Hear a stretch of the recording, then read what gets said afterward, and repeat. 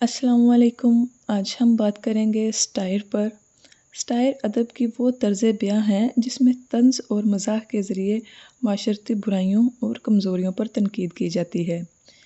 In simple words, satire is the use of humour, irony اور exaggeration to criticize human flaws, society اور politics.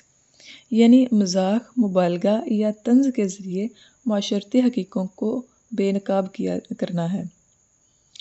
اسٹائر کا مقصد صرف ہنسانا نہیں بلکہ سوچنے پر مجبور کرنا ہے۔ یہ معاشرے کی خامیوں کو ایسے طریقے سے سامنے لاتا ہے کہ قاری یا ناظرین کو ہنسی بھی آئے اور غور بھی ہو۔ اگزامپلز انگلش لٹریچر میں دیکھیں تو جوناتھن سوئفٹ کی اے موڈسٹ پرپوزل ایک مشہور سٹیریکل ایسے ہے۔ جارج آرویل کی اینیمل فارم بھی ایک سیاسی پولیٹیکل اسٹائر ہے۔ اردو لٹریچر میں دیکھیں تو پطرس بخاری کی تحریریں مزاحیہ انداز میں معاشرتی برائیوں پر طنز کرتی ہیں۔